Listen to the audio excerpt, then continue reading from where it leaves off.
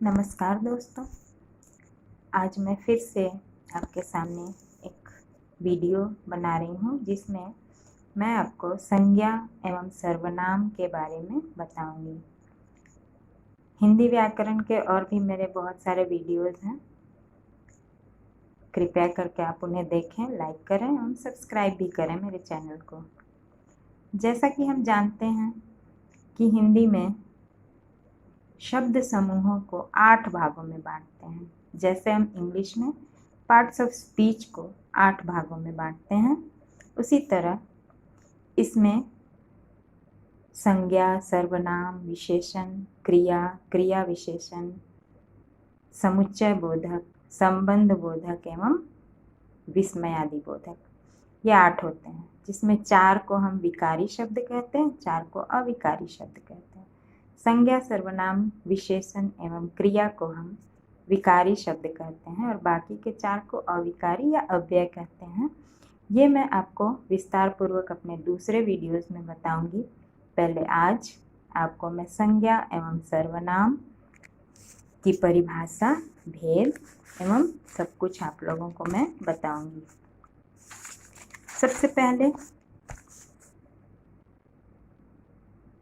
संज्ञा किसे कहते हैं, तो देखिए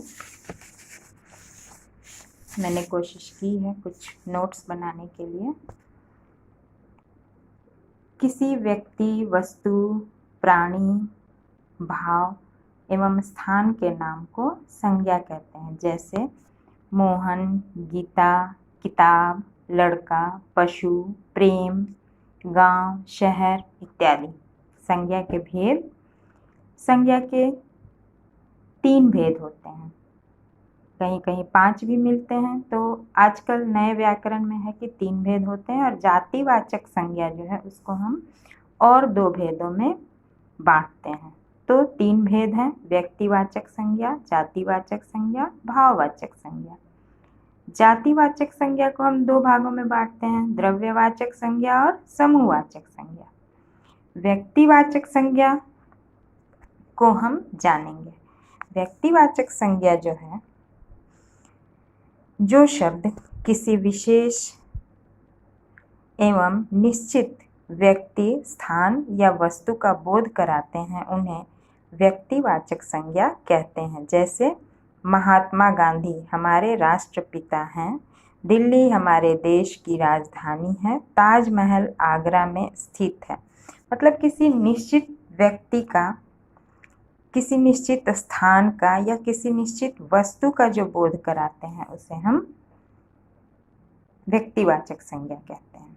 जातिवाचक संज्ञा, जो संज्ञा शब्द किसी प्राणी, पदार्थ या समूह की जाति का बोध कराते हैं उसे हम जातिवाचक संज्ञा, जो जाति का बोध कराए वे शब्द जातिवाचक संज्ञा कहलाते हैं।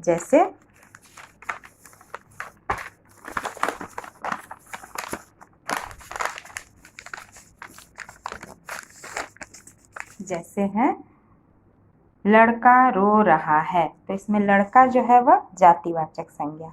मेरा विद्यालय बहुत बड़ा है, विद्यालय जातिवाचक संज्ञा। हमें ताजे फल खाने चाहिए, फल जातिवाचक संज्ञा। जातिवाचक संज्ञा के 2 भेद होते हैं, द्रव्यवाचक संज्ञा और समूहवाचक संज्ञा। तो द्रव्यवाचक संज्ञा वे संज्ञा शब्द जो ऐसे पदार्थों का बोध कराते हैं जिन्हें मापा या तौला जा सके, वे द्रव्यवाचक संज्ञा कहलाते हैं। जैसे सोना, चांदी, लकड़ी, लोहा इत्यादि।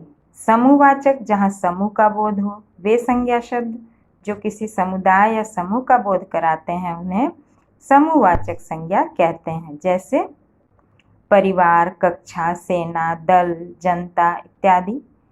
फिर आइए भाववाचक संज्ञा, जिन संज्ञा शब्दों को किसी व्यक्ति या वस्तु के गुण, भाव, धर्म, दोष, दशा आदि का बोध होता है, जिस संज्ञा शब्दों से किसी व्यक्ति, वस्तु या किसी व्यक्ति, वस्तु के गुण, भाव, धर्म, दोष, दशा आदि का बोध होता है, उसे हम भाववाचक संज्ञा कहते हैं, जैसे बचपन, अच्छाई, शांति, प्रेम, घृणा इत्यादि। इसके बाद है सर्वनाम। सर्वनाम संज्ञा के स्थान पर जो शब्द प्रयुक्त होते हैं उनसे हम सर्वनाम कहते हैं। जैसे अगर हम कहेंगे कि राम यहाँ आओ, राम के जगह पे क्या कहेंगे, तुम यहाँ आओ, तुम उससे बात करो, तो ये तुम जो है ये सर्वनाम हो गया। मैं, तुम, यह, वह, उसका, इसका इत्यादि। सर्वनाम के 6 भेद होते हैं: पुरुषवाचक सर्वनाम, निश्चयवाचक सर्वनाम, अनिश्चयवाचक सर्वनाम, प्रश्नवाचक सर्वनाम, संबंधवाचक सर्वनाम और निजवाचक सर्वनाम। पुरुषवाचक सर्वनाम पहला है। किसी भी प्रसंग में वक्ता के सामने 3 प्रकार के पुरुष आते हैं। पहला वह स्वयं, दूसरा सुनने वाला, तीसरा अन्य व्यक्ति।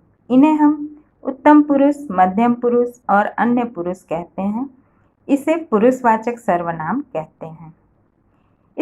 इसको हम एक सारणी के द्वारा समझाने का प्रयत्न किए हैं। जैसे ये है हमारा उत्तम पुरुष। उत्तम पुरुष को उत्तम पुरुष में कर्ता, कर्म, संबंध तीनों हैं। तो सबसे पहले है मैं, मैंने, कर्ता में है हम, हमने, कर्म मुझे, मुझको, हमें, हमको, संबंध मेरा, हमारा, मतलब मैंने कहा। उसके बाद जो सुनने वाला है, तुमसे कहा। उत्तम पुरुष जो है हमारा वह मैंने कहा, मैंने स्वयं।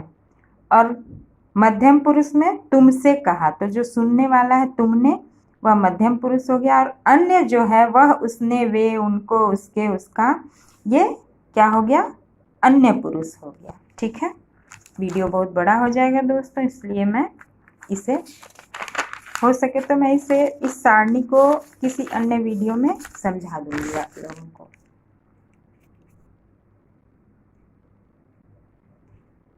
इसके बाद है निश्चयवाचक सर्वनाम। वे सर्वनाम शब्द जो किसी व्यक्ति, वस्तु या घटना का निश्चित रूप से बोध कराएं, निश्चयवाचक सर्वनाम होते हैं। जैसे वह बड़ा मकान मेरा है, यह पुस्तक अच्छी है।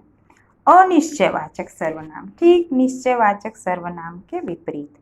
वे सर्वनाम शब्द जो किसी अनिश्चित व्यक्ति, वस्तु या घटना का बोध कराएं, अनिश्चयवाचक सर्वनाम कहलाते हैं। जैसे शायद दरवाजे पर कोई है, घी में कुछ मिला है, इसमें शायद, कुछ अनिश्चयवाचक सर्वनाम है। प्रश्नवाचक सर्वनाम, ये तो बहुत ही आसान है। जब हम प्रश्न पूछते हैं तो प्रश्नवाचक सर्वनाम, जैसे तुम्हारा नाम क्या है, हमारा विद्यालय कब खुलेगा, जहाँ प्रश्नवाचक चिन्ह हो उससे भी हम पहचान सकते हैं। और सर्वनाम भी हो तो प्रश्नवाचक सर्वनाम। निजवाचक सर्वनाम, वक्ता या लेखक स्वयं के लिए जो कहे, जिन सर्वनाम शब्दों का प्रयोग करे उन्हें निजवाचक सर्वनाम कहते हैं। जैसे मैंने स्वयं यह किताब लिखी, उसने स्वयं दवा खाई।